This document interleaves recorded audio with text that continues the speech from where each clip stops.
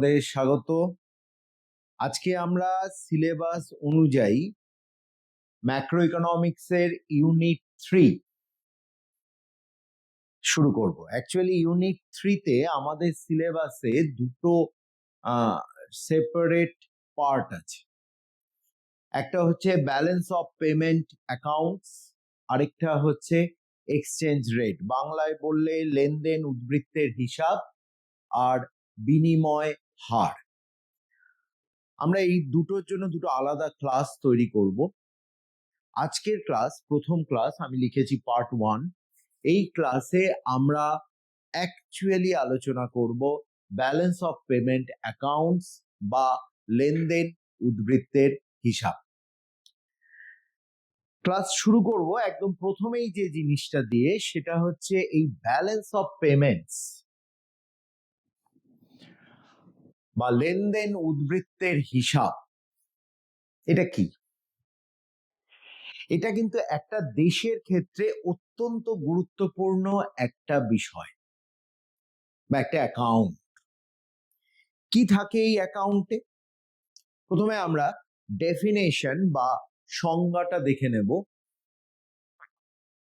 একটি নির্দিষ্ট সময়ের মধ্যে, সাধারণত 1 বছর, সাধারণত একটা ফাইন্যান্সিয়াল ইয়ার বা আর্থিক বছরকে ধরা হয়।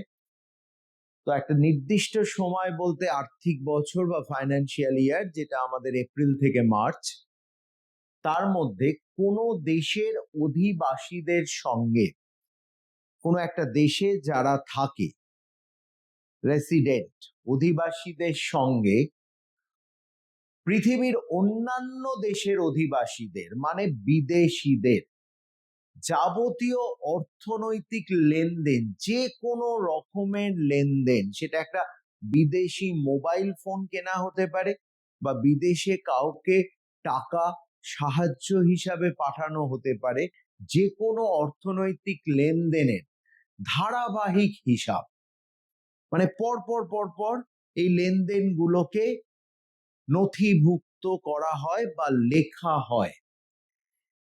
সেই হিসাবটাকে বলা হয় সেই দেশের লেনদেন ব্যালেন্সের হিসাব বা লেনদেন উদ্বৃত্তের হিসাব।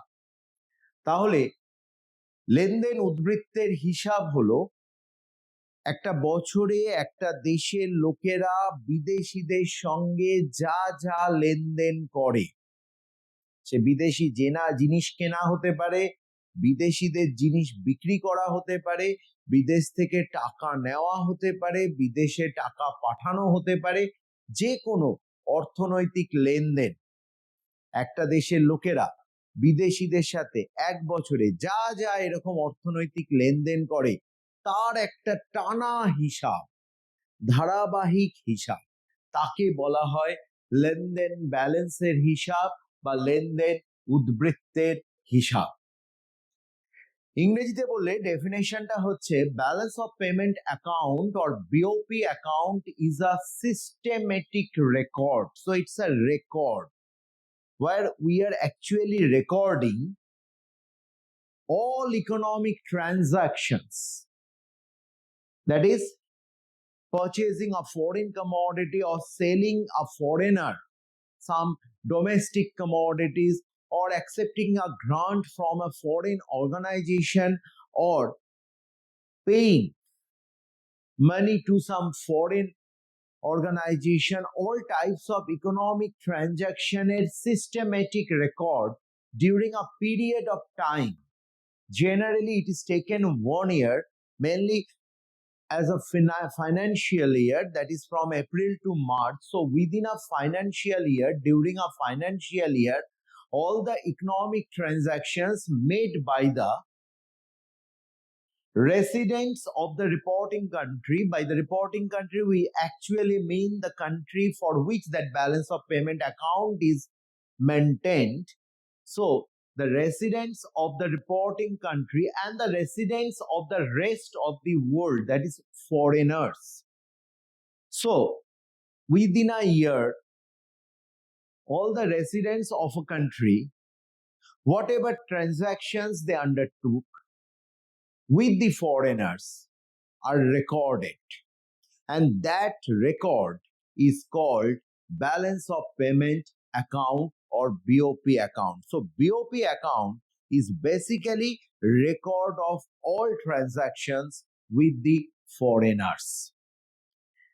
আমি ক্লাসটা শুরু করেছিলাম এই বলে যে this account is very important for a country. Obviously তোমরা বুঝতেই পারছো যে একটা ফরেন কান্ট্রির সঙ্গে বা একটা ফরেনারদের সঙ্গে আমরা যা যা ট্রানজাকশন করছি, যা যা অর্থনৈতিক লেনদেন করছি, সেটা দেশের ক্ষেত্রে অত্যন্ত গুরুত্বপূর্ণ হয়ে যায় একটা জায়গাতেই।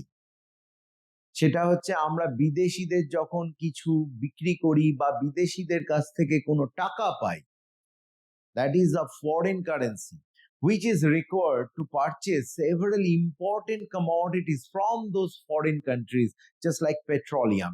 যেমন পেট্রোলের মতো গুরুত্বপূর্ণ জিনিস কেনার জন্য এই সব বৈদেশিক মুদ্রা আমাদের ভীষণ রকম কাজে লাগে।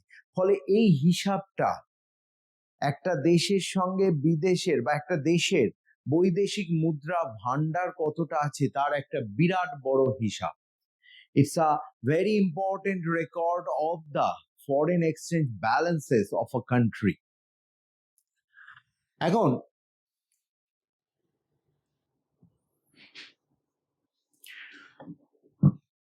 ব্যালেন্স অফ পেমেন্ট অ্যাকাউন্ট বা বিওপি বা লেনদেন উদ্বৃত্তের হিসাব কিভাবে রাখা হয় সেটা আমরা দেখি। অ্যাকাউন্টেন্সি ছাত্ররা খুবই মিল পাবে, কারণ তারা যেভাবে হিসাব রাখা শিখেছো ঠিক একই পদ্ধতিতে এই ব্যালেন্স অফ পেমেন্ট অ্যাকাউন্টের হিসাব রাখা হয়। অর্থাৎ এখানে দুটি দিক থাকে। There are two sides of a balance of payment account. One is credit sides বা পাওনার দিক, অ্যানাদার ইজ ডেবিট সাইডস বা দেনার দিক। সো ব্যালেন্স অফ পেমেন্ট অ্যাকাউন্টে হিসাবগুলো দুটো ভাগে রাখা হয়। একদিকে থাকে ক্রেডিট বা পাওনার দিক, আরেক দিকে থাকে ডেবিট বা দেনার দিক। এবার কোন দিকে কি ধরনের লেনদেন রাখা হবে? অবভিয়াসলি যেসব লেনদেনে বা transaction for which foreign currency comes in, যে ট্রানজাকশন গুলোর জন্য বৈদেশিক মুদ্রা দেশের ভিতরে আসে, মানে আমরা বিদেশিদের কাছ থেকে বৈদেশিক মুদ্রা পাই। So all the transactions that earns foreign currency are recorded in the credit side. So alternatively, তাহলে অবশ্যই ডেবিট সাইড বা দেনার দিকে থাকছে all those transactions for which we have to pay foreign currency to the foreigners.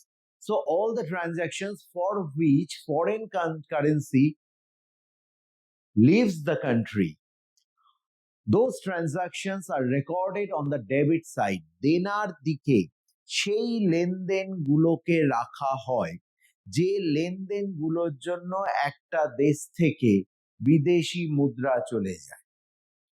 আমি তোমাদের উদাহরণ দিয়ে বলতে পারি, ধরো সেক্টর 5-এ একটি ছেলে একটি আমেরিকান কোম্পানির কাস্টমার কেয়ার জবটা সামলাচ্ছে। আমরা জানি এই জাতীয় চাকরি এখন খুবই জনপ্রিয় চাকরি।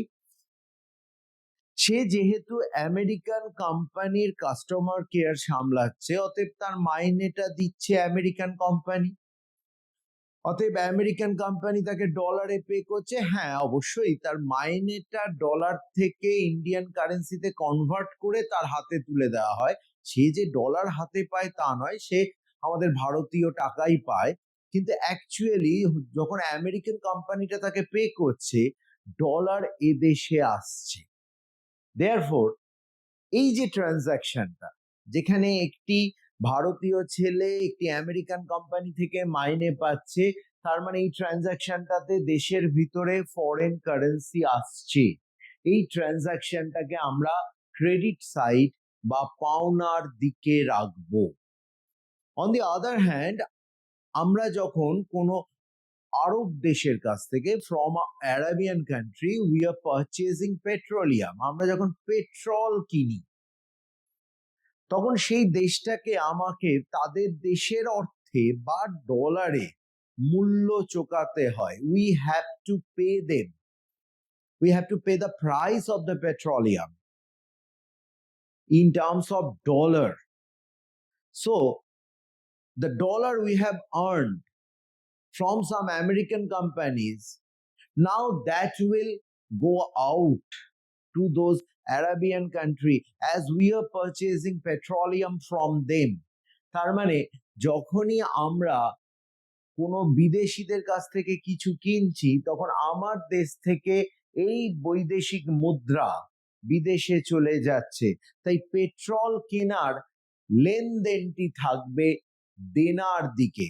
So whenever we are purchasing something from some foreigners or some foreign companies, our foreign exchange, our hard earned foreign exchange will now go out from our country. That type of transaction for which foreign exchange are moving out will be recorded in the debit side. So BOP has two sides. In one side, we are recording all the transactions for which country is earning foreign currency. On the other hand, the debit side, we are actually recording all the currency, all the transactions for which country has to pay the foreign currency. So that is the main part of the BOP. Now there are a lot of transactions. You know, in a country like India, there are 144 crore Indians. ভারতের মতো একটা দেশ যেখানে 144 কোটি লোকের বাস, কেউ না কেউ কিছু না কিছু বিদেশ থেকে কিনছেই। খুব যদি দূরে না যায়, আমাদের মোবাইল ফোনগুলোর অধিকাংশই বিদেশি কোম্পানির তৈরি। তাহলে অজস্র অজস্র লেনদেন হচ্ছে, দেয়ার আর লট অফ ট্রানজাকশনস। তার মানে সেই ট্রানজাকশনের কিন্তু সব কটার রেকর্ড রাখতে হচ্ছে। We have to keep the records of all the transactions. So it is very difficult and it would be very lengthy one. Thus BOP is a basically very lengthy one. Now suppose one day our finance minister like to see, let's bring the BOP, I want to see the transactions. যদি তিনি এরকম আমাদের অর্থমন্ত্রী একদিন হঠাৎ সকালবেলা বিওপির লেনদেন দেখতে চান, তাহলে BOP would be so huge, he will require a truck to bring the BOP.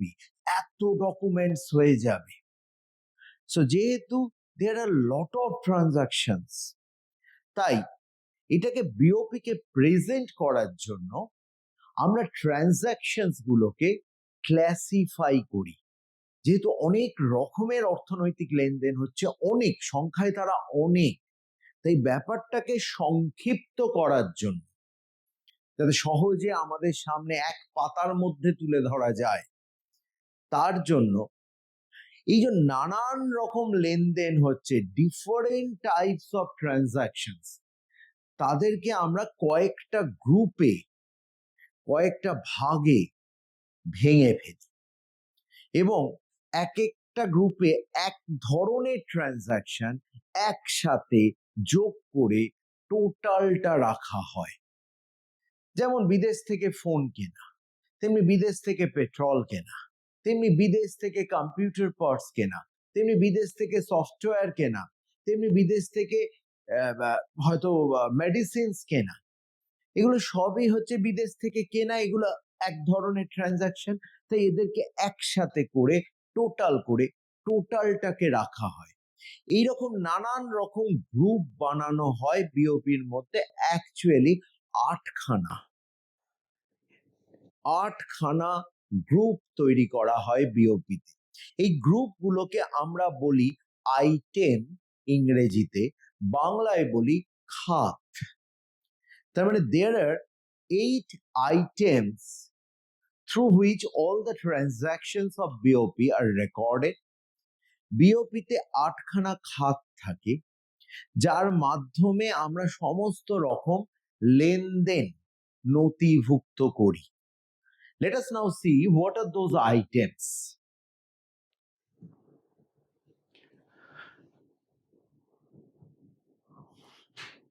Firstly, as I have told, there are two sides, credit sides and debit sides. In the credit side, All the transactions for which country is earning foreign currencies are recorded. On the debit side, all the transactions for which country has to pay in foreign currency are recorded. যেমন বলেছিলাম বিওপির প্রথমেই দুটো দিক থাকে, পাওনার দিক আর দেনার দিক। পাওনার দিকে সেই সব লেনদেনগুলোকে রাখা হয় যেগুলোর জন্য দেশ বৈদেশিক মুদ্রা পায়। দেনার দিকে সেই সব লেনদেনগুলোকে রাখা হয় যেগুলোর জন্য দেশকে বৈদেশিক মুদ্রা দিতে হয়। এবার এই লেনদেনগুলোকে 8খানা আইটেম বা খাতে ভাগ করা হয়। একদম প্রথমে হচ্ছে ভিজিবল এক্সপোর্ট বা দৃশ্য রপ্তানি। Visible export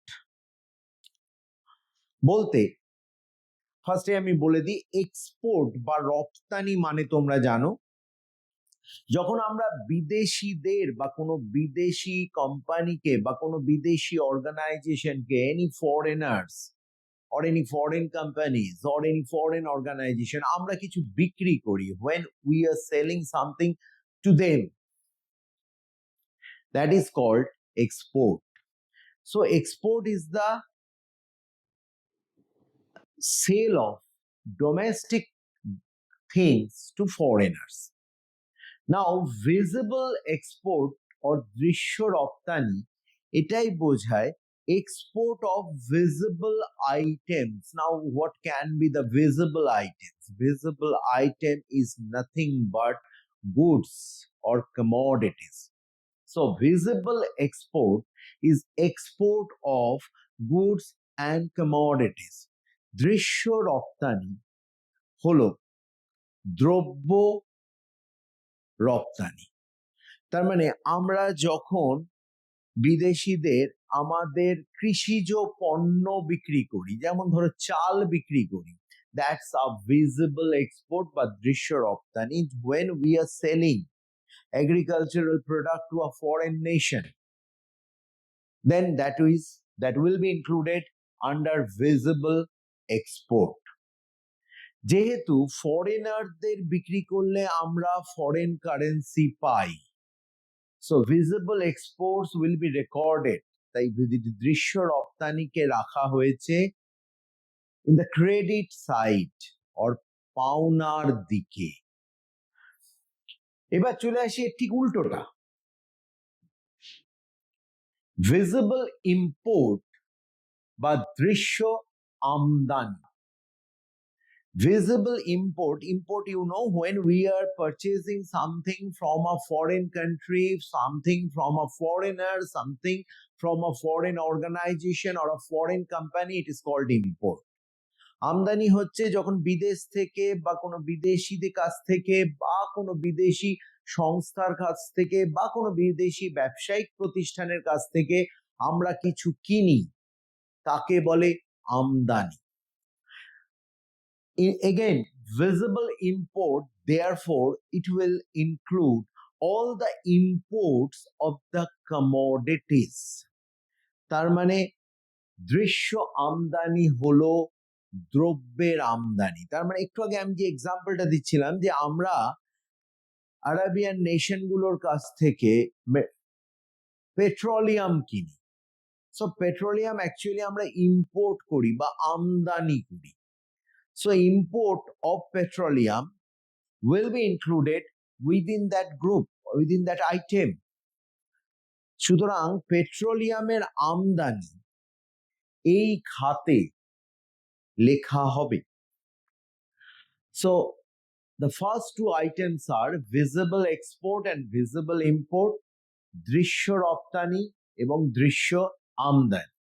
The next one is invisible export বা অদৃশ্য রপ্তানি। Therefore, invisible export will surely say that it is the export of something which is not visible, something which is invisible. Now, there is no magic. Actually, by invisible item, we actually mean services.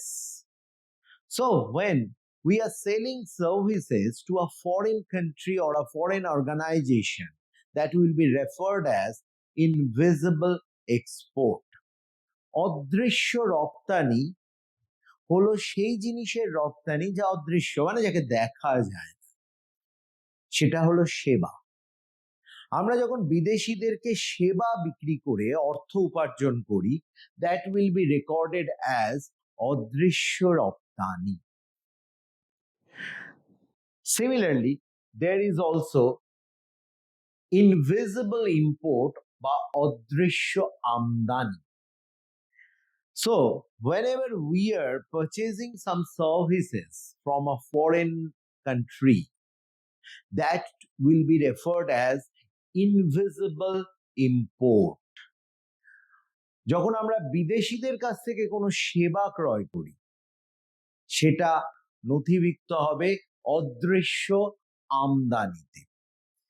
তাহলে একদম প্রথমেই যে উদাহরণটা দিয়েছিলাম, যে sector 5-এ একটি ছেলে একটি আমেরিকান কোম্পানির কাস্টমার কেয়ার সামলাচ্ছে, তার মানে সেই ছেলেটি একটি আমেরিকান কোম্পানিকে তার সার্ভিস বা সেবা বিক্রি করছে। So it is actually export of invisible item. So সেই ছেলেটি যে মাইনেটা পাচ্ছে, that will be included here, সেটা এখানে রাখা হবে। আবার ঠিক তেমনি আমরা যদি কোনো বিদেশি কোম্পানির কাছ থেকে সফটওয়্যার পারচেস করি, খুব সহজ একটা উদাহরণ আমাদের হাতের কাছে আছে, আমরা মাইক্রোসফট থেকে উইন্ডোজ কিনি। মাইক্রোসফট একটা আমেরিকান কোম্পানি, উইন্ডোজ একটা সফটওয়্যার। মাথায় রাখবে, সফটওয়্যার কিন্তু কোনো গুডস বা কমোডিটি নয়, কোনো দ্রব্য নয়। সফটওয়্যার হচ্ছে সেবা বা সার্ভিস। তাহলে আমরা যখন একটা বিদেশি কোম্পানির কাছ থেকে সফটওয়্যার কিনছি, that is actually import of invisible items, অদৃশ্য আমদানি।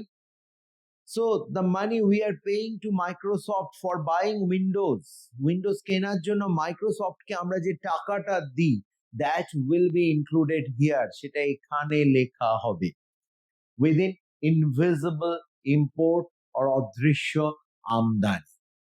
Let us now come to the next one.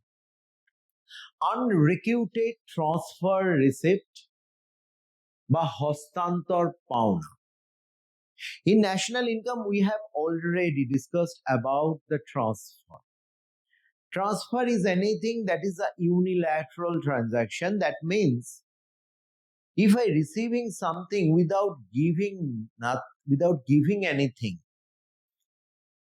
অর্থাৎ কিছু না দিয়ে যদি কিছু পাই, that's a unilateral transaction or একতরফা লেনদেন। বিদেশিদের কাছ থেকে যখন আমরা ট্রান্সফার পাই বা হস্তান্তর পাওনা পাই, that is called unrequited transfer receipt or হস্তান্তর পাওনা। কিরকম? ধরো যাদবপুর ইউনিভার্সিটি কোনো একটা রিসার্চ কাজের জন্য বিদেশি কোনো ইউনিভার্সিটি থেকে একটা গ্র্যান্ট পায়, মানে টাকা সাহায্য পায়। এটা কিন্তু ইউনিল্যাটারাল বা একতরফা, কারণ যাদবপুর ইউনিভার্সিটিকে এই টাকার পরিবর্তে কিছু দিতে হয় না। বিদেশি ইউনিভার্সিটিটা যাদবপুরের শিক্ষা বা জ্ঞানের উন্নতির জন্য এই অর্থটা ব্যয় করছে। তার মানে এই যে গ্র্যান্টটা আসছে, this is a transfer receipt বা হস্তান্তর পাওনা। ঠিক তেমনি ছেলে বিদেশে চাকরি করে বাড়িতে মায়ের কাছে টাকা পাঠাচ্ছে, এখানে মাকে তো ছেলেকে পরিবর্তে কিছু দিতে হচ্ছে না, এটাও কিন্তু একটা ট্রান্সফার রিসিপ্ট বা হস্তান্তর পাওনা। এর ঠিক উল্টো দিকেই রয়েছে আনরিকিউটেড ট্রান্সফার পেমেন্ট বা হস্তান্তর দেনা। আমরা যখন একই রকম টাকা পাঠাই, এরকম অনেক উদাহরণ তোমরা খবরের কাগজ পড়লে পাবে, যে কোথাও কখনো দুর্যোগ হলে, কোনো দেশে কোনো ডিজাস্টার হলে ইন্ডিয়া গভর্নমেন্ট গ্র্যান্ট পাঠায়, সাহায্য পাঠায়, in terms of money, in terms of medicines, in terms of relief items. নানান রকম ভাবে ভারত সরকার সাহায্য পাঠায় সেই দেশগুলোকে। বাংলাদেশকে পাঠিয়েছে, শ্রীলঙ্কাকে পাঠিয়েছে, এরকম নানান দেশকে পাঠিয়েছে। এই যে সাহায্যটা পাঠায়, দ্যাটস আ ট্রান্সফার পেমেন্ট বা হস্তান্তর দেনা। ঠিক তেমনি আমাদের দেশে বসবাসকারী কোনো বিদেশি যদি তার নিজের দেশে টাকা পাঠায়, সেটাও কিন্তু এর মধ্যে ঢুকবে। So any foreigner living in India is now sending money to his home country, to his family, will be included here.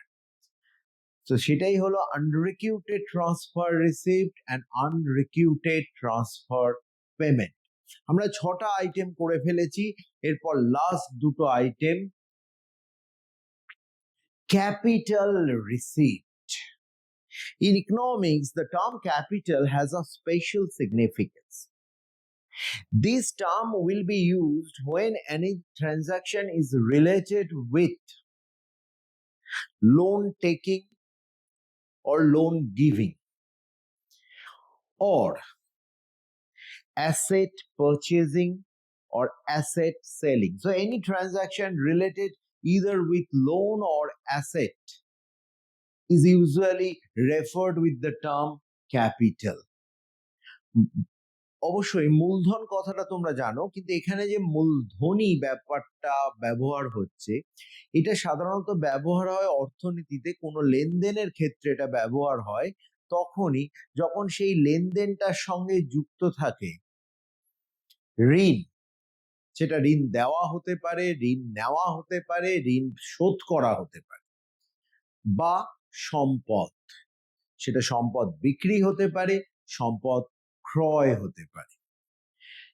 Capital receipt বা মূলধনী পাওনা সেই সব ট্রানজাকশনকে ইনক্লুড করে যে ট্রানজাকশনগুলো 1 নম্বর ঋণ বা সম্পদের সঙ্গে যুক্ত, 2 নম্বর যে ট্রানজাকশনগুলোর ফলে ঋণ বা সম্পদের এমন কোনো লেনদেন যার ফলে দেশে বৈদেশিক মুদ্রার প্রবেশ হচ্ছে। কিরকম উদাহরণ? ধরো আমরা কোনো বিদেশি সরকারের কাছ থেকে বা বিদেশি আন্তর্জাতিক কোনো প্রতিষ্ঠান থেকে ঋণ নিচ্ছি, সেটা ঢুকবে এখানে। একইভাবে আমরা যদি কোনো বিদেশে বা বিদেশি সংস্থার কাছ থেকে সম্পদ ক্রয় করি, যেমন ধরো ভারত আমেরিকাতে তার দূতাবাস তৈরি করবে বলে খানিকটা জমি ক্রয় করেছে, ফলে কি হবে, আমি ভুল বললাম, আমরা যদি বিদেশিদেরকে সম্পদ বিক্রি করি, যেমন ধরো আমেরিকান কনসুলেট বা আমেরিকান দূতাবাস ভারতে তাদের একটা কনসুলেট তৈরি করবে বলে একটা জমি ক্রয় করেছে, তার মানে আমরা বিদেশিদের সম্পদ বিক্রি করলাম, আমার দেশের সম্পদ জমি, কিন্তু এই বিক্রি করে যে টাকাটা পাবো সেটা ক্যাপিটাল রিসিপ্টে বা মূলধনী পাওনাতে ঢুকবে। So capital receipts includes those transactions such as, suppose we are taking loan from some foreign nation or some international organization. As we are taking loans, therefore foreign currencies are entering within the country, so this type of loan receiving will be included in the capital receipt. And alternatively, if we are selling assets to some foreigners or some foreign countries, suppose we are selling an Indian factory to a foreign company. Indian factory is an asset to India. Now we are selling it to a foreign company. So we are selling asset to a foreign company, and therefore the money we receive from that sale will be included here in the capital receipt. On the other hand, there is capital payment. So capital payment actually includes all those transactions related with loan, related with assets, but only those transactions for which country is losing foreign currencies, such as, suppose we are paying back a loan taken from an international organization. That will be included here as we are paying back. On the other hand, if we are giving loan to a country, that will also be included here. On the other hand, if we are purchasing some assets which is actually owned by some foreigners, suppose Tata is purchasing a French car company, that's an asset of a French owner. So we are buying foreign assets, therefore obviously foreign currency will drain out. So that will be included here. মূলধনী দেনাতে সেই সব লেনদেন থাকবে যেসব লেনদেন প্রথমত ঋণ অথবা সম্পদের সঙ্গে যুক্ত, দ্বিতীয়ত যেগুলোর জন্য দেশ থেকে বৈদেশিক মুদ্রা বেরিয়ে যাবে। উদাহরণ, ধরো আমরা একটা আন্তর্জাতিক প্রতিষ্ঠান থেকে ঋণ নিয়েছি, সেই ঋণটা এবার শোধ করলাম, শোধ করার জন্য দেশ থেকে টাকা চলে যাবে, অতএব সেটা ঢুকবে এখানে। আবার এটাও হতে পারে আমরা কোনো বিদেশি রাষ্ট্রকে বা কোনো বিদেশি সংস্থাকে ঋণ প্রদান করলাম, ঋণ দেওয়ার জন্য টাকা বেরিয়ে যাবে, সেটাও ঢুকবে এখানে। আবার এটাও হতে পারে যে টাটা আজকে একটা ফরাসি গাড়ি কোম্পানিকে কিনলো, যেহেতু ওটা ফরাসি গাড়ি কোম্পানি, তার মানে একটা বিদেশিদের কোম্পানি, বিদেশি সম্পদ ওটা, সেটা টাটা ক্রয় করলো। ক্রয় করার জন্য অবশ্যই দেশ থেকে টাকা বেরিয়ে যাবে, টাটার টাকা বেরোবে, কিন্তু দেশ থেকে বেরোবে তো, ফলে সেটা ঢুকবে এই ক্যাপিটাল পেমেন্টস। এই হলো 8টা আইটেম।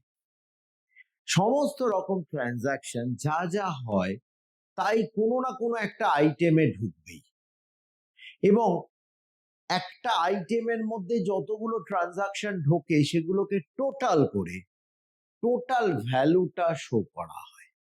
যেমন ভিজিবল এক্সপোর্ট টোটাল কত, মোবাইল ফোন কত সেটা নয়, টোটাল কত, ভিজিবল ইম্পোর্ট টোটাল কত, ইনভিজিবল এক্সপোর্ট টোটাল কত, ইনভিজিবল ইম্পোর্ট টোটাল কত। এইভাবে এক একটা আইটেমের মাধ্যমে সেই জাতীয় ট্রানজাকশনের টোটাল ভ্যালুটা বিওপিতে শো করা হয়। এই গেল বিওপির 8টা আইটেম। এবার এই 8টা আইটেমকে আবার আরেকটা ভাগে ভাগ করা হয়, সেটা হচ্ছে এই যে প্রথম 6টা আইটেম,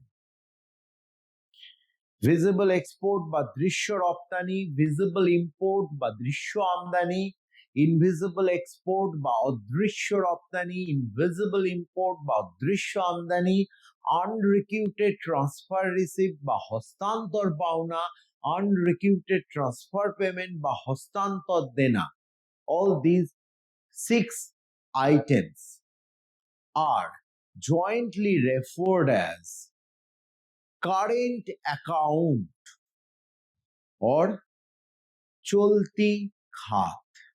তাহলে এই first 6 items are jointly referred as current account। এই প্রথম 6টা দফা কে একসাথে বলা হয় চলতি খাত। On the other hand, the last 2 items, as they are related with capital, capital means either they are related with loan or they are related with assets. লাস্টের যে দুটো দফা, যেহেতু সেগুলো মূলধনী, মূলধনী মানে হয় সেগুলো ঋণ সম্বন্ধীয় অথবা সম্পদ সম্বন্ধীয়, তাদেরকে নিয়ে বলা হয় ক্যাপিটাল অ্যাকাউন্ট বা মূলধনী খাত। তার মানে বিওপিতে টোটাল 8টা দফা থাকে। প্রথম 6টা দফাকে একসাথে বলা হয় চলতি খাত, শেষ দুটি দফাকে একসাথে বলা হয় মূলধনী খাত। So therefore there are 8 items in BOP. First 6 items are referred as current account, last two items are referred as capital account. Now, in order to understand BOP properly, we have to find out some balances. BOP কে ঠিকভাবে বোঝার জন্য এর আইটেমগুলোর মধ্যে বিয়োগ করে আমরা কিছু উদ্বৃত্ত বের করে থাকি, সেগুলোতে এবার আমরা আসি। যেমন একদম প্রথম হচ্ছে ব্যালেন্স অফ ট্রেড বা বাণিজ্য উদ্বৃত্ত। সেটা কি? ভিজিবল এক্সপোর্ট বা দৃশ্য রপ্তানি, সেটা কি জিনিস আমরা অলরেডি আলোচনা করে ফেলেছি। এর যে টোটাল ভ্যালুটা হয় তার থেকে যদি আমরা বিয়োগ করি ভিজিবল ইম্পোর্ট বা দৃশ্য আমদানি, তার মানে সোজা কথায় মোট যত টাকার দ্রব্য রপ্তানি করা হয়েছে তার থেকে মোট যত টাকা দ্রব্য আমদানি করা হয়েছে, the total value of export of goods minus total value of import of goods, যদি এটা করা হয় তাহলে যেটা বেরোয় that is called balance of trade বা বাণিজ্য উদ্বৃত্ত। তার মানে বিওপি কে বোঝার জন্য এই রকম নানান ব্যালেন্স আমরা বের করে থাকি বা উদ্বৃত্ত বের করে থাকি। যেমন এই যে বাণিজ্য উদ্বৃত্ত বা ব্যালেন্স অফ ট্রেড, এটা কিন্তু ভীষণ ইম্পর্টেন্ট একটা ব্যালেন্স, কারণ এটা একটা দেশের বাণিজ্যের একটা বড় অংশ তুলে ধরে। যদি ধরো এই ব্যালেন্স অফ ট্রেড বা বাণিজ্য উদ্বৃত্ত ধনাত্মক হয়, if that balance of trade is positive, তার মানে এক্সপোর্ট অফ গুডস, দ্রব্যের রপ্তানি, দ্রব্যের আমদানি বা ইম্পোর্ট অফ গুডস এর থেকে বেশি। তার মানে দেশে এক্সপোর্ট বাবদ যে অর্থ আসছে তার থেকে কম অর্থ ইম্পোর্টে যাচ্ছে। তাহলে বাণিজ্য উদ্বৃত্ত বা ব্যালেন্স অফ ট্রেড পজিটিভ হওয়া is very favorable for the country. Now, on the other hand, if it becomes negative, then what happens? It's a very alarming situation. Why? Because actually the country is importing more goods than it is exporting. So country is losing more foreign currency than it is earning.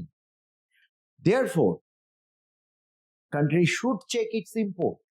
বাণিজ্য উদ্বৃত্ত যদি ঋণাত্মক হয়, negative হয়, তার মানে দেশটা যত দ্রব্য আমদানি করছে তার থেকে কম রপ্তানি করছে। তার মানে সোজা কথায় দেশ থেকে যত বৈদেশিক মুদ্রা বেরোচ্ছে তার থেকে কম বৈদেশিক মুদ্রা সে আয় করছে। তার মানে খুব স্বাভাবিকভাবেই সে যা আয় করেছে তার থেকে বেশি ব্যয় করছে, মানে তাকে খুব দ্রুত ঋণ নিতে হবে। তাই এটা খুব অ্যালার্মিং একটা জায়গা। So balance of trade is basically trade of visible items, দ্রব্যের বাণিজ্যের হিসাব। নেক্সট হচ্ছে ব্যালেন্স অফ সার্ভিসেস বা সেবা কার্যাদির উদ্বৃত্ত। কি সেটা? ইনভিজিবল এক্সপোর্ট বা অদৃশ্য রপ্তানি। আমরা অলরেডি আলোচনা করেছি ইনভিজিবল এক্সপোর্ট বা অদৃশ্য রপ্তানি হলো সেবা কার্যাদির রপ্তানি। এই যত টাকার সেবা আমরা রপ্তানি করেছি, মানে সোজা কথায় রপ্তানি করে, সেবা রপ্তানি করে মোট যে টাকাটা আমরা আয় করেছি তার থেকে if we subtract invisible import, যদি অদৃশ্য রপ্তানি থেকে অদৃশ্য আমদানি বিয়োগ করা হয়, অদৃশ্য আমদানি আমরা অলরেডি আলোচনা করেছি। ইনভিজিবল ইম্পোর্ট বা অদৃশ্য আমদানি হলো পারচেজ অফ সার্ভিসেস। যে এক্সাম্পলটা দিয়েছিলাম, আমরা যে মাইক্রোসফটকে পয়সা দিই for purchasing Windows, that is this thing. এই দুটো ডিফারেন্স, এটাকে বলা হয় ব্যালেন্স অফ সার্ভিসেস বা সেবা কার্যাদির উদ্বৃত্ত। Therefore, that particular balance will show us how much services you are exporting, but how much you are earning from export of service and how much you are spending for import of services. তারপরে সোজা কথায় সেবা কার্যাদির উদ্বৃত্ত আমাদের দেখাচ্ছে যে সেবা কাজ রপ্তানি করে আমি যেটা আয় করছি তার থেকে বেশি আমি আমদানি করছি, সেবা কার্যাদি আমদানি করছি নাকি কম করছি। একইভাবে বাণিজ্য উদ্বৃত্তর মতো এটাও দেখাচ্ছে যে যে পরিমাণ আয় করছি তার থেকে বেশি ব্যয় করছি না কম ব্যয় করছি। So that is balance of services বা সেবা কার্যাদির উদ্বৃত্ত। নেক্সট হচ্ছে ব্যালেন্স অফ আনরিকিউটেড ট্রান্সফার বা একতরফা দেনা ও পাওনার উদ্বৃত্ত। কি সেটা? আমরা জানি আনরিকিউটেড ট্রান্সফার রিসিপ্ট বা হস্তান্তর পাওনা, যেটা আমরা অন্য দেশ থেকে পেয়ে থাকি নানান দান অনুদান হিসাবে, the grant we receive, তার থেকে if we subtract unrequited transfer payment বা হস্তান্তর দেনা, তাহলে যে ব্যালেন্সটা বেরোয় that is called balance of unrequited transfer বা একতরফা দেনা পাওনার উদ্বৃত্ত। তারপরে এটাও সোজা কথায় একই জিনিস আমাদের দেখাচ্ছে আগের দুটো ব্যালেন্সের মতোই, যে আমি হস্তান্তর পাওনাতে যে পরিমাণ আয় করেছি সেটা হস্তান্তর দেনাতে আমার যা ব্যয় হয়েছে তার থেকে বেশি না কম। পজিটিভ হলে আয় বেশি ব্যয় কম, নেগেটিভ হলে আয় কম ব্যয় বেশি। So this particular balance is also showing us whatever we are earning as transfer receipt, whether it is more than transfer payments or expenditure for transfer payment, or whether it is less than the expenditure of transfer payment. If that balance is positive, it means our receipt is more than our payment. So country is actually earning more. If it is negative, it shows our receipt is less than the payment. So country is actually spending more.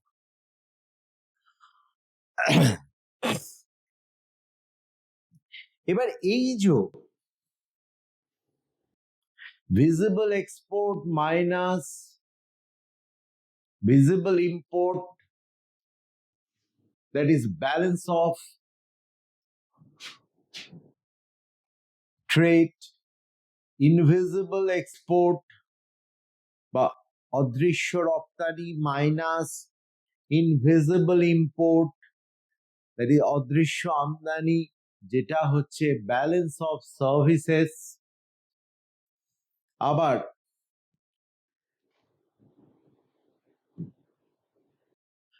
আনরিকিউটেড transfer receipt বা হস্তান্তর পাওনা minus আনরিকিউটেড transfer payment বা হস্তান্তর দেনা, যেটা হচ্ছে balance of unrequited transfer বা একতরফা দেনা পাওনার উদ্বৃত্ত। আমরা এই তিনটে ব্যালেন্স কি একটু আগে জেনেছি।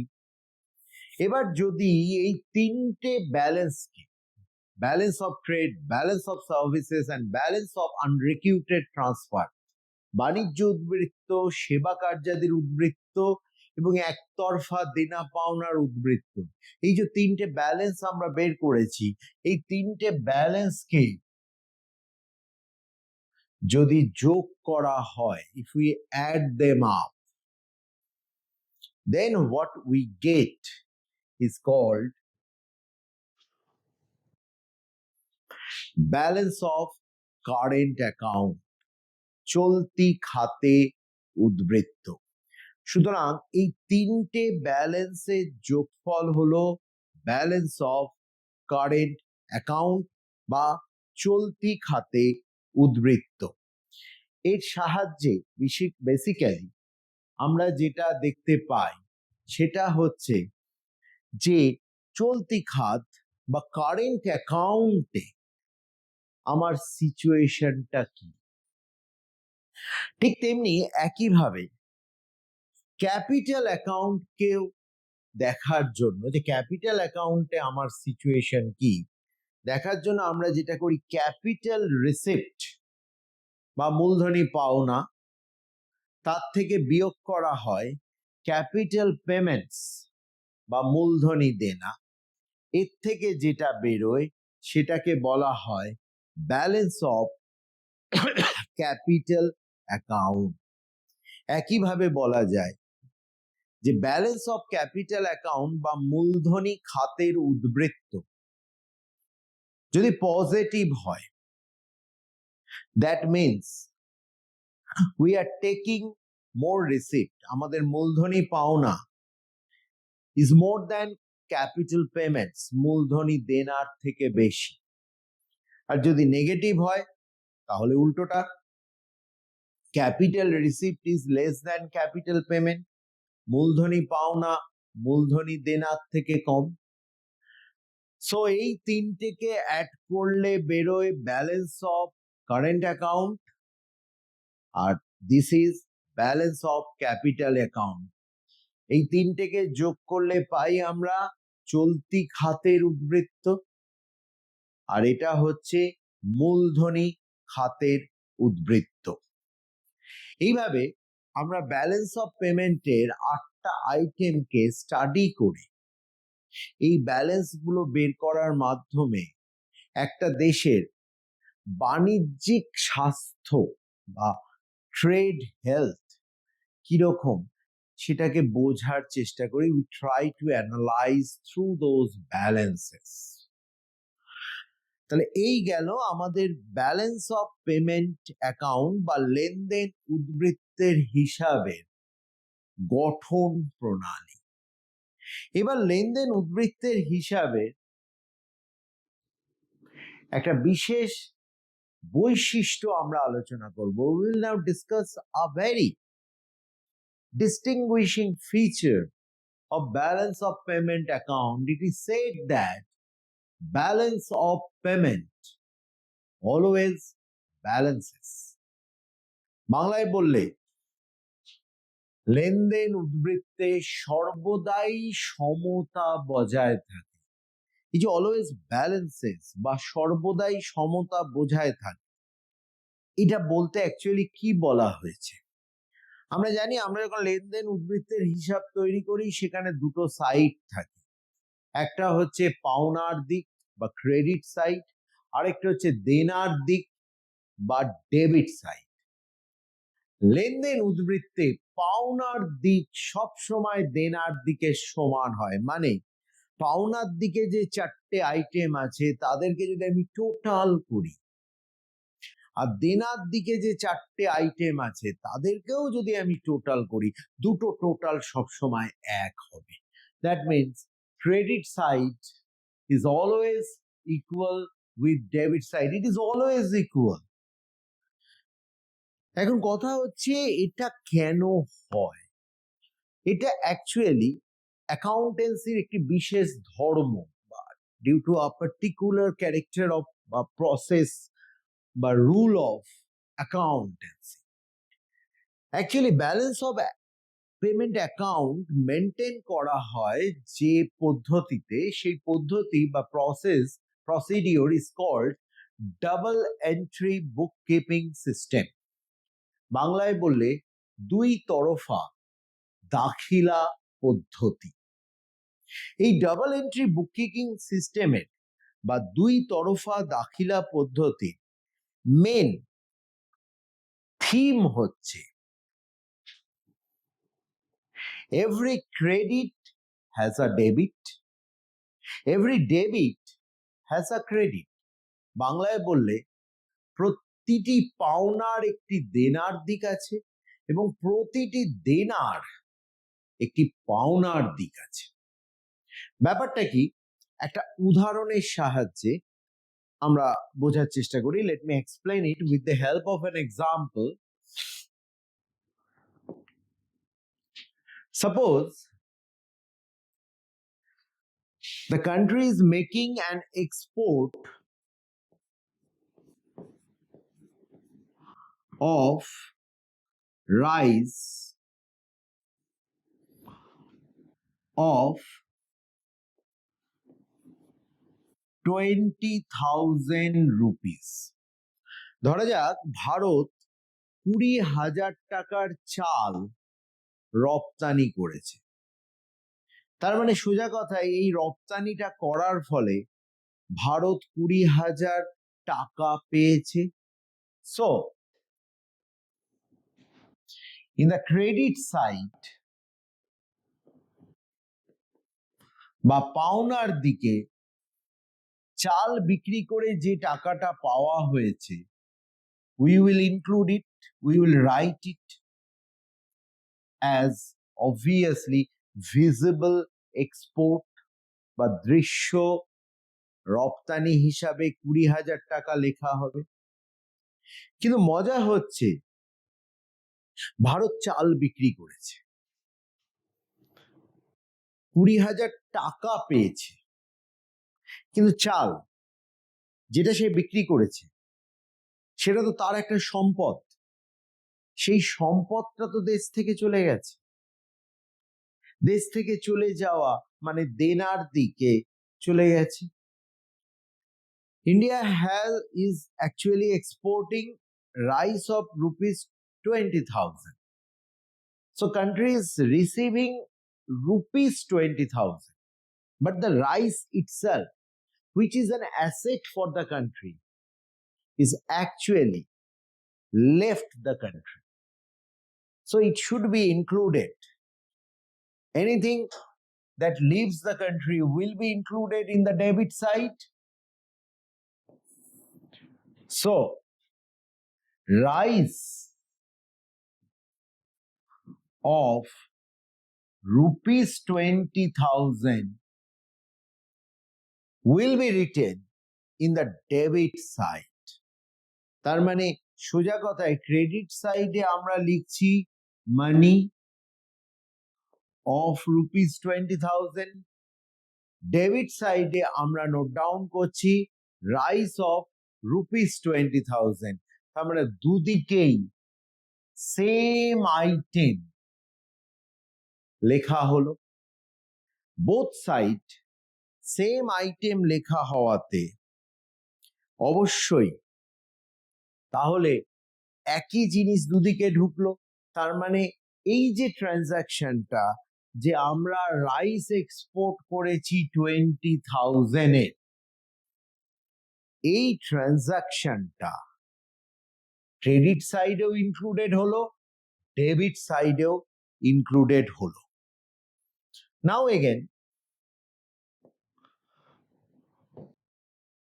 সাপোজ আমরা পেট্রোল ইম্পোর্ট করেছি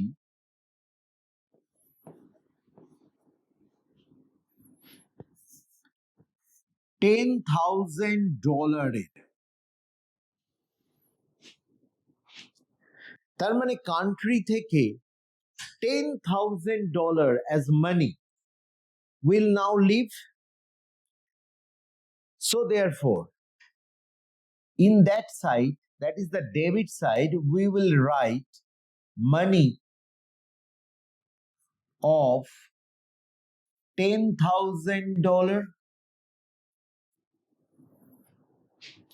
But at the same time, country is actually getting petroleum of $10,000. Petroleum, which can be considered as an asset. So country is actually getting the assets. So as we are getting the assets, here on the credit side, we will write petrol of $10,000. ধরা যাক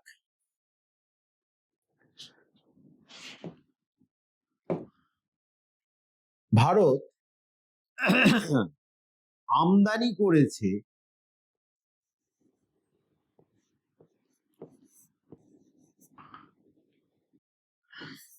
$10,000 petrol,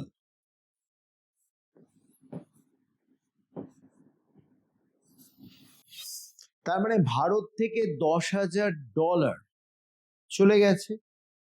তাহলে BOP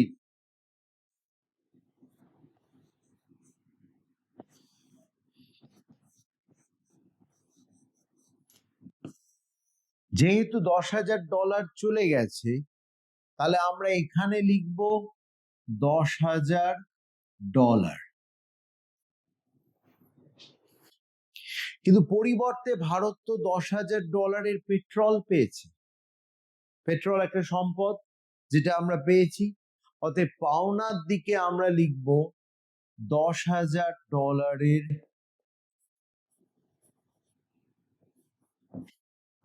petrol.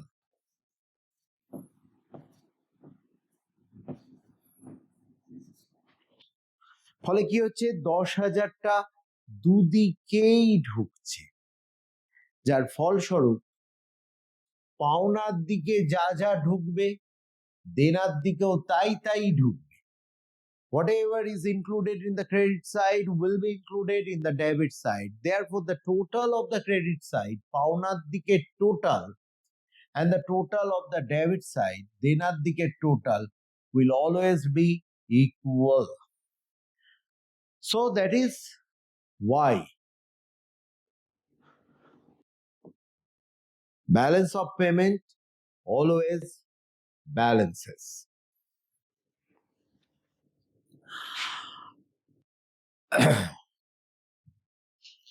So এটা balance of পেমেন্টের একটা unique feature. এবার এই unique ফিচারটা থাকার জন্য একটা কিন্তু খুব বড় সমস্যা হয়, সেটা হচ্ছে অ্যাকচুয়ালি দেশ বেশি বৈদেশিক মুদ্রা পেল, মানে যা পেল তার থেকে কম গেল, না যা পেল তার থেকে বেশি গেল। Whatever foreign currency it receives, whether it is spending more of it or less of it, cannot be understood from the BOP. সেটা কিন্তু আমরা লেনদেন উদ্বৃত্তের হিসাব দেখে কিছুতেই বুঝতে পারবো না, কারণ এটা তো সবসময় সমান দেখাচ্ছে। তাই দেশ বেশি বৈদেশিক মুদ্রা পেল, কম খরচ করলো, নাকি কম পেল বেশি খরচ করলো বোঝার জন্য আমাদের আরেকটু পরিশ্রম করতে হয়। Therefore, we have to go further to learn whether the country is receiving more foreign currency than it pays or less foreign currency than it pays. So therefore, let us know, as we know, there are two sides, credit sides and debit sides of BOP. Credit sides includes all the transactions for which foreign currencies are entering into the country. Debit side includes all the transactions for which foreign currencies are leaving the country. বিওপির পাওনার দিকে সেই সব লেনদেন রাখা হচ্ছে যার জন্য দেশ বৈদেশিক মুদ্রা পাচ্ছে, দেনার দিকে সেই সব লেনদেন রাখা হচ্ছে যার জন্য দেশ বৈদেশিক মুদ্রা দিচ্ছে। যদি পাওনার দিকে পাওয়া বৈদেশিক মুদ্রা আর দেনার দিকে দেওয়া বৈদেশিক মুদ্রা দুটো সমান হয়, মানে যা পেলাম তাই দিলাম, যা পেয়েছি তাই দিয়েছি, তাহলে বলা হয় বিওপিতে ইকুইলিব্রিয়াম বা ভারসাম্য রয়েছে। তাহলে সোজা কথায়, যদি যতটা বৈদেশিক মুদ্রা দেশে এসছে ঠিক ততটাই দেশ থেকে বেরিয়ে গেছে, the amount of foreign currency we receive and the amount of foreign currency we lose, if both of them are same, then it is said that BOP is in equilibrium. তখন বলা হয় লেনদেন উদ্বৃত্তের হিসাব ভারসাম্যে রয়েছে।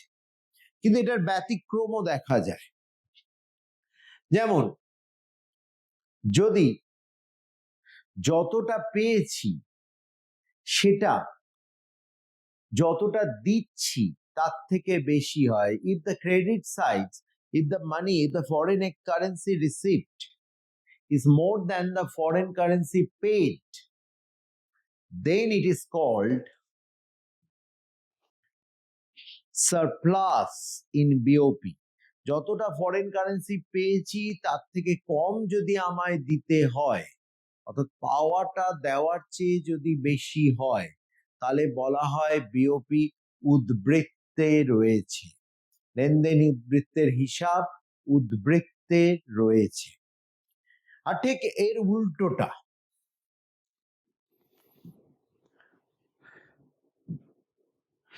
যা না পেয়েছি তার থেকে যদি বেশি খরচ করি, whatever we receive, if we are paying more than it, then it is called deficit in balance of payment, বা তখন বলা হয় লেনদেন উদ্বৃত্তে ঘাটতি সৃষ্টি হয়েছে। কিন্তু মজার ব্যাপার যেটা হচ্ছে, লেনদেন উদ্বৃত্তের হিসাব দেখে কিন্তু লেনদেন উদ্বৃত্ত ভারসাম্যে আছে নাকি উদ্বৃত্তে আছে নাকি ঘাটতিতে আছে সেটা বোঝার কিন্তু কোনো উপায় নেই। It is not possible to say whether the balance of payment is in equilibrium or in surplus or in deficit from the balance of payment itself, because as we have already learned, it is maintained by double entry bookkeeping system, so balance of payment is always balancing, so the total of the credit side is always equal of the to the total of the debit side. যেহেতু দুতরফা দাখিলা পদ্ধতিতে লেনদেন উদ্বৃত্তের হিসাব রাখা হয়, তাই লেনদেন উদ্বৃত্তের হিসাব থেকে কিন্তু এটা বোঝা সম্ভব নয় যে আমরা যা পেয়েছি আর যা দিচ্ছি দুটো সমান নাকি কোনোটা বেশি। So to understand it, whether the BOP is in equilibrium or in surplus or in deficit, we have to go further. তাই লেনদেন উদ্বৃত্তের হিসাব ভারসাম্যে আছে নাকি ঘাটতিতে আছে নাকি উদ্বৃত্তে আছে, এটা বোঝার জন্য আমাদের আরেকটু বেশি দেখতে হবে। সেটা হচ্ছে লেনদেন উদ্বৃত্তের হিসাবে যে ট্রানজাকশন গুলো লেখা হয় বা যে অর্থনৈতিক লেনদেন গুলো নথিভুক্ত করা হয়, সেই নথিভুক্ত এই লেনদেন গুলোকে এবার আমরা আবার দুটো ভাগে ভাগ করব। প্রথমটা হচ্ছে অটোনমাস ট্রানজাকশন বা স্বয়ংভূত লেনদেন। Autonomous transactions are those transactions which are actually done by the people of the country, by the organization, institution, private organization, private institution of the country. These type of transactions are referred as autonomous because government has no control over it.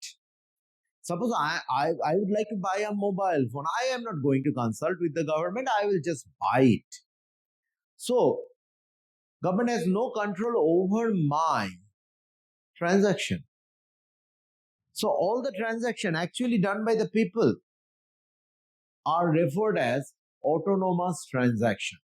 স্বয়ংভূত লেনদেন হলো সেগুলোই যেটা একটা দেশের লোক বা নানান রকম সংস্থা করে থাকে, এগুলোকে স্বয়ংভূত বলা হয়। স্বয়ংভূত মানে নিজে থেকেই তৈরি হয়, কারণ সরকারের এগুলোর উপর কোনো কন্ট্রোল বা নিয়ন্ত্রণ থাকে না, কোনো হাত থাকে না। যেমন আমি একটা ফোন কিনব, বিদেশি ফোন আমি কিনতেই পারি, আমি কি সেটা কেনার আগে সরকারের কাছে আলোচনা করব, পারমিশন নেব? না, আমি কিনবো, জাস্ট কিনে নেব। সরকারের কোনো নিয়ন্ত্রণ নেই বা কোনো কন্ট্রোল নেই আমার উপর বা আমার এই কেনাটার উপর। তাই এই জাতীয় ট্রানজাকশন যেগুলো অ্যাকচুয়ালি দেশের লোকেরা, দেশের অধিবাসীরা করছে, তাদেরকে বলা হয় স্বয়ংভূত লেনদেন বা অটোনোমাস ট্রানজাকশন। এখানে আমি জাস্ট একটু তোমাদের মনে করিয়ে দিতে চাই, বিওপি ডেফিনেশনে কিন্তু আমরা বলেছিলাম যে it is the record of all the transaction done by the people of the country. একটা দেশের অধিবাসীরা যে সকল লেনদেন বিদেশিদের সাথে করছে তারই রেকর্ড তো বিওপি। তার মানে দেশের লোকেরা যে ট্রানজাকশন করছে, আর এখন আমি বললাম সেগুলোকে বলে অটোনোমাস ট্রানজাকশন বা স্বয়ংভূত লেনদেন। তার মানে বিওপিতে তো অ্যাকচুয়ালি এই সবই অটোনোমাস ট্রানজাকশন বা স্বয়ংভূত লেনদেনই থাকার কথা। আর কি থাকবে?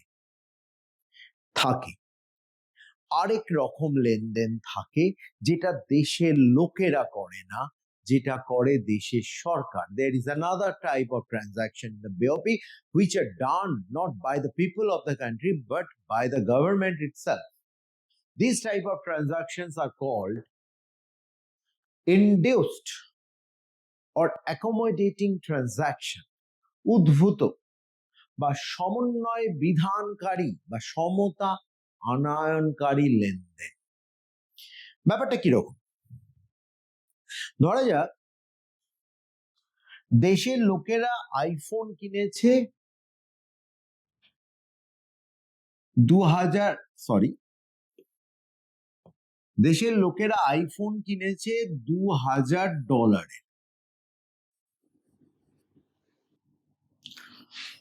এবার আমরা যখন আইফোন কিনছি আমরা তো স্বাভাবিকভাবে ভারতীয় টাকাতেই কিনবো। তার মানে দোকানদার আইফোন বিক্রি করে ভারতীয় টাকা পাচ্ছে, দোকানদার সেই ভারতীয় টাকা আইফোনের ডিস্ট্রিবিউটর কে দিচ্ছে। এবার ডিস্ট্রিবিউটর যখন অ্যাপেলকে টাকাটা পাঠাতে চাইবে, অ্যাপেল তো ভারতীয় টাকা নেবে না, অ্যাপেল বলবে ডলার দাও।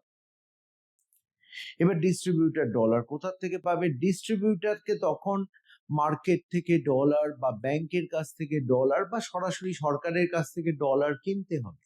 ওই টাকাটা দিয়ে সে ডলার কিনবে। কোন ডলারটা কিনবে? যে ডলারটা ভারতীয় আয় করেছিল এবং সে সেই ডলারটা বিক্রি করে ভারতীয় টাকা কিনেছিল, সেই ডলারটা এবার ডিস্ট্রিবিউটর কিনবে। তো ধরা যাক ডিস্ট্রিবিউটর $2000 কিনতে চাইছে, কিন্তু এই মুহূর্তে সরকারের কাছে $2000 বা বাজারে $2000 নেই। তাহলে সরকার কি বলবে? ভাই একটু ওয়েট কর, $2000 হাতে আসুক তারপর তোকে দিচ্ছি।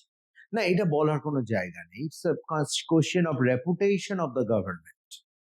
Government has to arrange it. এবং এই $2000 অ্যারেঞ্জ করার জন্য সরকারের হাতে তিনটে রাস্তা আছে। এক হচ্ছে সরকার আমেরিকান সরকারকে বলতে পারে বা মার্কিন সরকারকে বলতে পারে, আমেরিকান গভর্নমেন্টকে, যে ইউ গিভ মি $2000, তার রিটার্নে আমি তোমাকে কোনো একটা commodity as you like I can give it to you. তার মানে সরকার কোনো কিছু এক্সপোর্ট করে এই $2000 জোগাড় করতে পারে। দু নম্বর যেটা, যদি ওই এক্সপোর্টে আমেরিকান সরকার রাজি না হয়, তাহলে government can take loan from the American government, যে ভাই আমায় $2000 ধার দাও, I will pay it back. তার মানে there will be a loan. এটাতেও যদি আমেরিকান গভর্নমেন্ট রাজি না হয়, তাহলে ultimate, obviously very rarest of the rare, হ্যাঁ, গভর্নমেন্ট $2000 পারচেজ করতে পারে by selling gold. Everybody will accept gold. So এটা ইজ দ্য কনফার্ম ট্রানজাকশন। তার মানে এখানে এই $2000টা জোগাড় করার জন্য there are three types of transaction. First, there can be an export. Bharat সরকার কিছু রপ্তানি করে $2000 আয় করতে পারে, যদিও এই রপ্তানিটা দৃশ্য রপ্তানিতে বা অদৃশ্য রপ্তানিতে ইনক্লুডেড হয়, কিন্তু এটা সরকারের করা। সরকার কেন করেছিল? টু অ্যাকোমোডেট বা সমন্বয় বিধান করার জন্য বা সমতা আনয়নের জন্য সরকার এই ট্রানজাকশনটা করেছিল। অথবা সরকার $2000 ঋণ নিতে পারে। It can takes loans, it can takes loan from the American government. যখন সে লোন নেবে, that will be included under capital receipt. যখন সে ঋণ নেবে তখন মূলধনী পাওনাতে ওটা ঢুকবে। ওখানে ঢুকলেও এই ঋণটা কিন্তু সরকার নিয়েছে, তুমি নিইনি। তাই এটা একটা ইনডিউসড অর অ্যাকোমোডেটিং ট্রানজাকশন বা উদ্ভূত বা সমন্বয় বিধানকারী বা সমতা আনয়নকারী ট্রানজাকশন। সো এরকম অসংখ্য ট্রানজাকশন সরকারকে করতে হয় টু মেনটেন দ্য ফ্লো, জিনিসটা চালু রাখার জন্য, যাতে জিনিসটা আটকে না যায় হঠাৎ করে, in the crisis of foreign currency জিনিসটা বন্ধ না হয়ে যায়। এরকম অজস্র ট্রানজাকশন গভর্নমেন্টও করে, যেই ট্রানজাকশন গুলো কিন্তু নর্মাল ট্রানজাকশন গুলোর সঙ্গে, মানে অটোনোমাস ট্রানজাকশন গুলোর সঙ্গে ঢুকে থাকে, পরপর থাকে। তাহলে বিওপি ইকুইলিব্রিয়ামে আছে, মানে ভারসাম্যে আছে, নাকি ডেফিসিটে আছে, নাকি ঘাটতিতে আছে, নাকি সারপ্লাসে আছে বা উদ্বৃত্তে আছে, সেটা বোঝার জন্য আমাদের প্রথম কাজই হবে এই ট্রানজাকশন গুলোর মধ্যে থেকে, বিওপিতে যত ট্রানজাকশন আছে তার মধ্যে থেকে যে ট্রানজাকশন গুলো গভর্নমেন্ট করেছে, মানে ইনডিউসড অর অ্যাকোমোডেটিং ট্রানজাকশন, উদ্ভূত বা সমন্বয় বিধানকারী বা সমতা আনয়নকারী লেনদেন, সেই লেনদেন গুলোকে পরিষ্কারভাবে বাদ দিয়ে দিতে হবে। প্রথম কাজই হবে এই লেনদেন গুলোকে সরিয়ে ফেলা। শুধু থাকবে অটোনোমাস ট্রানজাকশন বা স্বয়ংভূত লেনদেন, আর কোনো লেনদেন রাখা হবে না। তার মানে দেশের লোকেরা যে লেনদেনটা করেছে কেবল সেগুলোকে রাখা হবে। তারপরের কাজ হলো এই যে অটোনোমাস ট্রানজাকশন, এই অটোনোমাস ট্রানজাকশনকে আবার দুটো ভাগে ভাগ করতে হবে। যে ট্রানজাকশন গুলোর জন্য আমরা বিদেশ থেকে টাকা পেয়েছি, we have earned foreign currency, যেমন obviously for export of visible or invisible item, for unrequited receipt বা হস্তান্তর পাওনা, ফর ক্যাপিটাল রিসিপ্ট যেমন লোন পেয়েছি বা কেউ আমাকে লোন শোধ করেছে, বা আমি কাউকে অ্যাসেট সেল করে টাকা পেয়েছি। So all the transactions that involve receive of foreign currencies, সেই ট্রানজাকশন গুলোকে আমরা বলি অটোনোমাস রিসিপ্ট বা স্বয়ংভূত পাওনা। On the other hand, যে ট্রানজাকশন গুলোর জন্য আমার দেশ থেকে টাকা বেরিয়ে চলে গেছে, মানে টাকা নয়, বৈদেশিক মুদ্রা বেরিয়ে চলে গেছে, for all the transaction for which foreign currency we have to pay in foreign currency, we lose foreign currency, such as import of goods or import of services, দ্রব্য বা সেবার আমদানি, for unrecuted transfer payments, হস্তান্তর দেনা, for capital payments such as paying or repaying the loans or giving loans, or for purchasing assets, ঋণ শোধ করা বা ঋণ দেওয়া বা সম্পদ ক্রয় করা, যেগুলোর জন্য আমার দেশ থেকে ফরেন কারেন্সি বেরিয়ে গেছে, সেই ট্রানজাকশন গুলোকে আমরা বলি অটোনোমাস পেমেন্টস। এখন ঘটনা হচ্ছে এই অটোনোমাস রিসিপ্টস আর অটোনোমাস পেমেন্ট যদি দুটো সমান হয়, তখন সেটাকে বলা হয় ইকুইলিব্রিয়াম ইন বিওপি। তার মানে লেনদেন উদ্বৃত্তে ভারসাম্য হতে গেলে স্বয়ংভূত পাওনা আর স্বয়ংভূত দেনা পরস্পর সমান হতে হবে। Then we will get equilibrium in BOP বা লেনদেন উদ্বৃত্তের হিসাবে ভারসাম্য। যদি তা না হয়, যদি এরকম হয় যে autonomous receipt is more than autonomous payment, স্বয়ংভূত পাওনা যদি স্বয়ংভূত দেনার থেকে বেশি হয়, তাহলে it is said the balance of payment is in surplus, অর্থাৎ লেনদেন উদ্বৃত্তের হিসাব উদ্বৃত্তে রয়েছে। আর এর উল্টোটাও হতে পারে, যদি autonomous receipt is less than autonomous payment, মানে যা পেয়েছি তার থেকে বেশি দিতে হয়েছে, স্বয়ংভূত পাওনা যদি স্বয়ংভূত দেনার থেকে কম হয়, then it is said deficit or in BOP বা লেনদেন উদ্বৃত্তের হিসাবে ঘাটতি। এখন ডেফিসিট ইন বিওপি বা লেনদেন উদ্বৃত্তের হিসাবে ঘাটতি কিন্তু দেশের স্বাস্থ্যের জন্য মোটেও ভালো নয়, because I am paying more than I earn. আমি জানা আয় করেছি তার থেকে বেশি খরচ করছি, তাই খরচটা আমি করবো কোথা থেকে? Obviously therefore I have to take the loans. তার মানে আমাকে ঋণ নিতে হয়েছে। So deficit in BOP or লেনদেন উদ্বৃত্তে ঘাটতি মোটেও দেশের জন্য বা দেশের অর্থনৈতিক স্বাস্থ্যের জন্য ভালো নয়। Therefore, we have to consider to correct it. অতএব এই ঘাটতি দূর করার জন্য আমাদেরকে চিন্তা ভাবনা করতে হবে। ফলে আমাদের আজকের শেষ আলোচনা, যে ঘাটতি দূর করব আমরা কিভাবে? What are the methods for correcting deficit in BOP?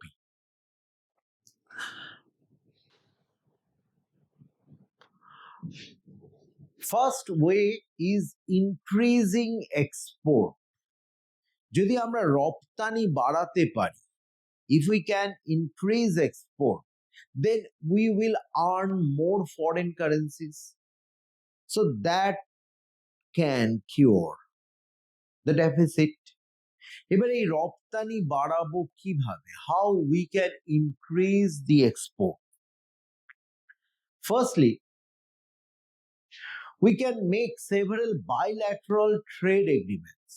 আমরা নানান দেশের সঙ্গে দ্বিপাক্ষিক চুক্তি করতে পারি। Bilateral trade agreements are made between two countries.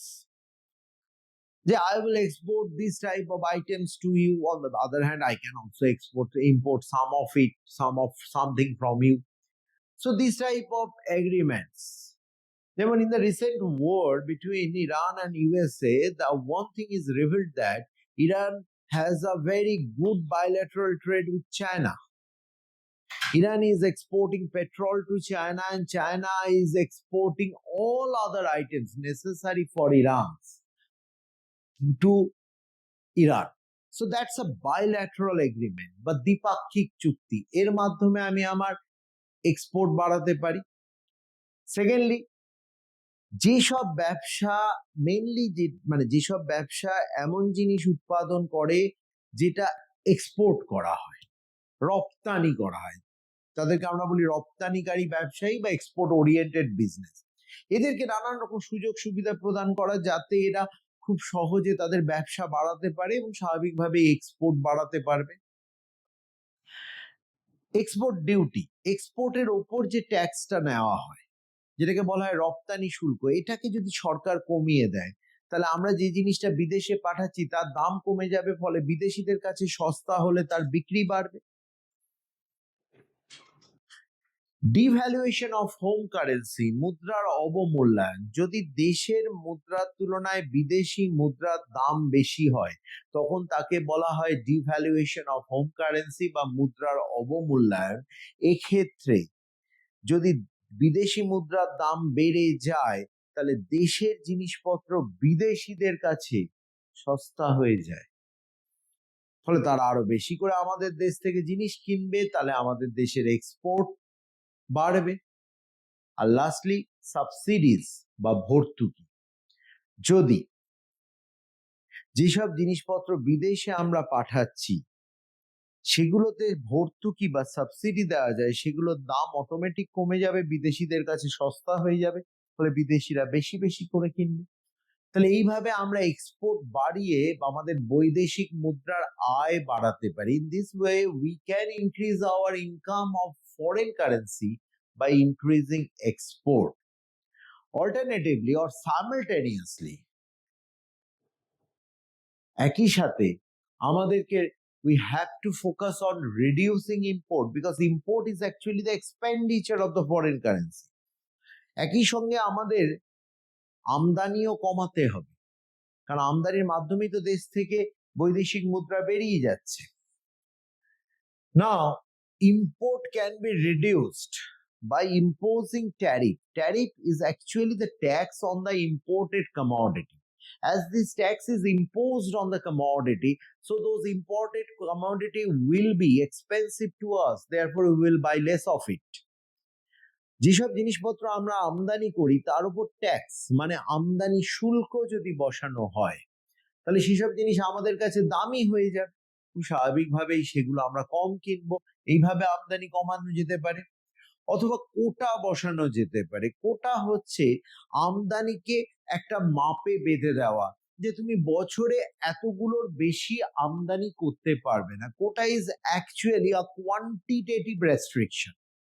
You cannot import more than that quantity. So in this way also import can be reduced.